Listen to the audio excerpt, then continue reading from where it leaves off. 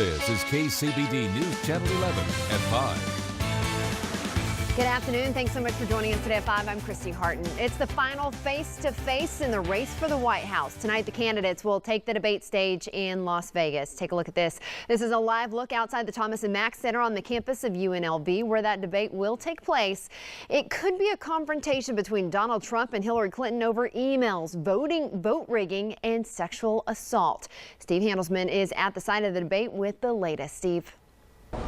Christy, here at UNLV tonight, Hillary Clinton needs no more than to walk away without major wounds. She's got a big lead in the polls over Donald Trump, who needs a major turnaround at this debate.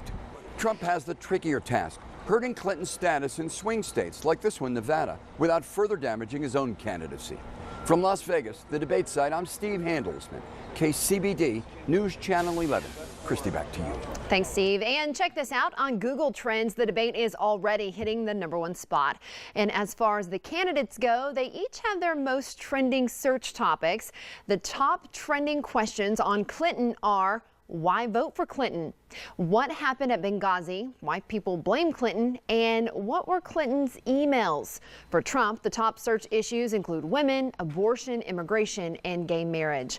Once again, the presidential candidates are trying to make statements with who they invite to the debate.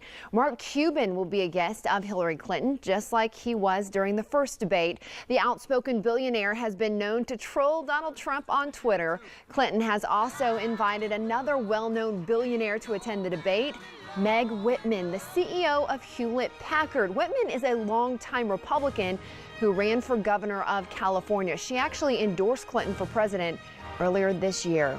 And you will likely see President Obama's half-brother tonight. That's because he has accepted an invitation by Donald Trump to attend as a guest. Malik Obama is an American citizen who lives in Washington, D.C. when he's not in Kenya. He supports Trump's campaign for president and says that Trump can make America great again.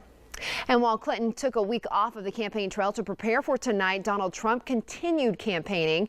Today, he was in Ohio before heading to Las Vegas. And while campaigning in Colorado yesterday, Trump says he wants term limits for members of Congress. If I'm elected president, I will push for a constitutional amendment to impose term limits on all members of Congress. He also says House members' terms should be limited to 6 years and senators should be limited to 12. Today, a federal judge is set to hold a hearing on a lawsuit that hopes to give residents in 6 Georgia coastal counties impacted by Hurricane Matthew more time for voter registration. The American Civil Liberties Union says not granting an extension would violate the U.S. Constitution and laws including the Voting Rights Act. The Lubbock County Democrats are voicing their frustration after they say thousands of dollars worth of Hillary Clinton signs were vandalized overnight, and they don't know who did it. KCBD News Channel 11's Presley Fowler spoke with local representatives from both parties. She joins us now from one of the sites where Democrats say a sign was torn down. Presley?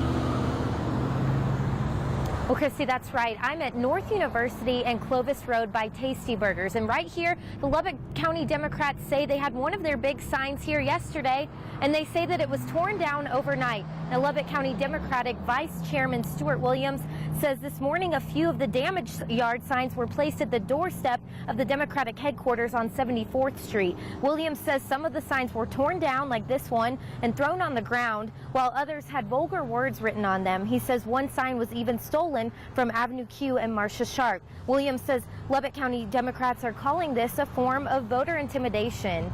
Hey, we don't need this. We need to work together to make this country better. There are a lot of ugly things on this sign that I won't repeat, but really, you know, this is an investment. This is an investment of thousands of dollars locally.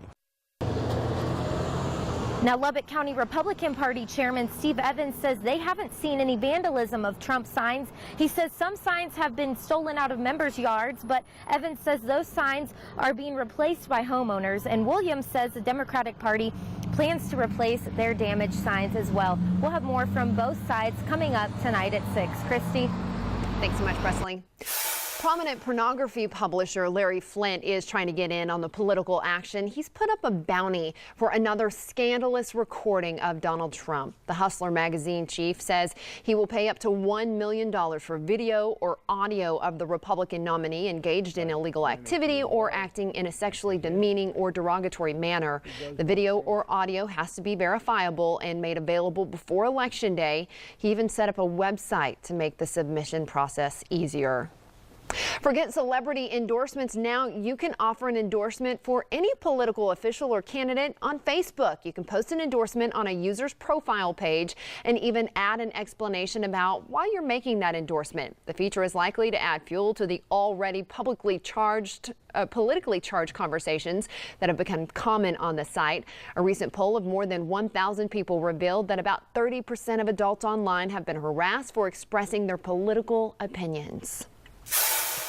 And this just in, New Jersey Governor Chris Christie is headed to court. He's scheduled to appear next month for a citizen's misconduct complaint over the Bridgegate scandal. Today, a judge ruled that there is enough evidence for a criminal complaint to move forward. This complaint is separate from the trial of former Port Authority executive Bill Baroni and former Christie staffer Bridget Kelly. They are charged with causing gridlock on the George Washington Bridge linking New Jersey and New York. Allegations suggest it was a way to punish the mayor of Fort Lee for refusing to endorse Christie for re-election. Turning to our weather now, we're already seeing one cold front blow into the South Plains. Now a second one is making its way right now. John joins us now with more. Hey, John.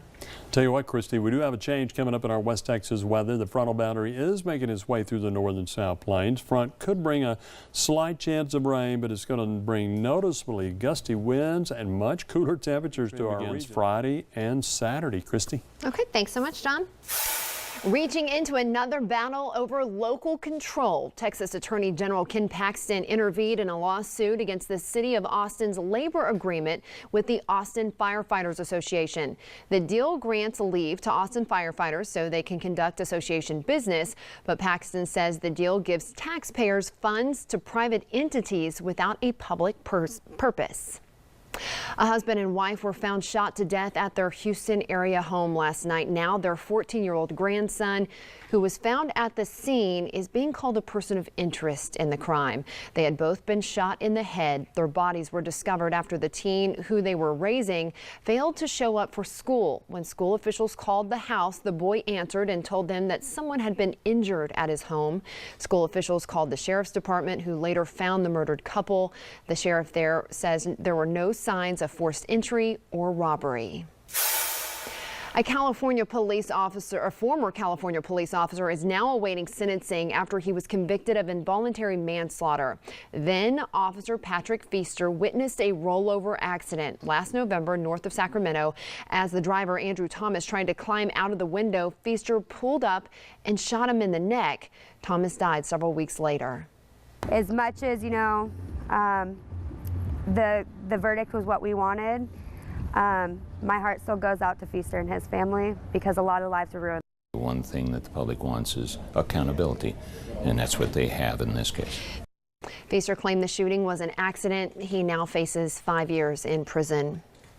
Ecuador's government has acknowledged that it partly restricted internet access for WikiLeaks founder Julian Assange. WikiLeaks said Assange lost connectivity over the weekend, sparking speculation that Ecuador might have been pressured by the U.S. because of the group's publication of hacked material linked to Democratic presidential candidate Hillary Clinton.